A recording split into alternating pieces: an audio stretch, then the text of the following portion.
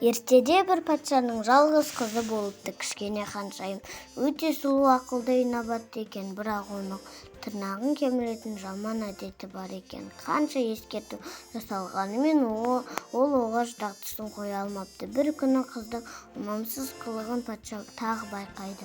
Қыз баланың тырнағын кеміруі ең жаман әдет. Бүйте берсең тышқанға айналып кетуің мүмкін дейді. Бірде сарайда ханшайым қуыршақтарымен ойнап отырады. Кенет жаман дағдысы есіне түсіп, тырнағын кеміре бастайды. Сәлден соң ол төңірегіндегі заттардың жылдам үлкейіп бара жатқанын байқайды. Жүгіріп барып, жылдам айнаның алдына барады. Өзінің сұр тышқанға айналып кеткенін көреді. Айқайлап қызметшілерді шақырады, бірақ аузынан шиқылдаған дауыс қана шығады. Бұны естіген ала мысық айбарлана атылады. Қыз қаша жөнеледі. Ала мысық артынан қалмайды. Қыз бір үйдің түбіндегі тесікке көріп, соған кіріп кетеді. Аздан соң қайта шығып, қойлардың арасына тығылып отырады. Бұл жағдайға қалай душар болғанын ойланады. Әкесінің сөзін тыңдамағанына өкінеді.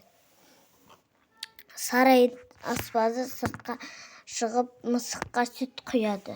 Мысықты көрген тышқан қыз тағы қашады. Мысық сүтті тастай салып тұра қуады. Тышқан қыз ұзақ қашады. Бір кезде ол тастың тасына жатады. Шаршағаны сонша ұйықтап кетеді. Бір кезде өзіне қарап отырған қарлығашты көреді. Қарлығашқа өзінің басынан өткен оқиғасын айтып береді. Қарлығаш оны аяп, мен сені сиқыршы кемпірге апарайын дейді. Ол таудың етегіндегі тұрланған лашыққа келеді. Алдарынан кемпір шығады. Кемпір, сендерге не үшін келгендеріңді білемін дейді. Тышқан қыз, әжетай, мен әкемді тыңдамадым, сондықтан осындай халге түстім.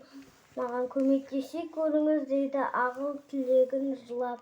Жарайды, өз қатеңді түсінген екенсің, маған жақында кел дейді кемпір сиқырлы жамылғысымен үстін жауып ашып қалып еді. Қыз қайта өзінің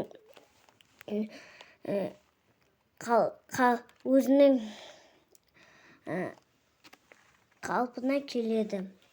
Сосын ол үйіне барса, әкесі таба алмай уайымдап отыр екен. Енді мен ешқашан тырнағымды кемірмеймін дейді ханшайым.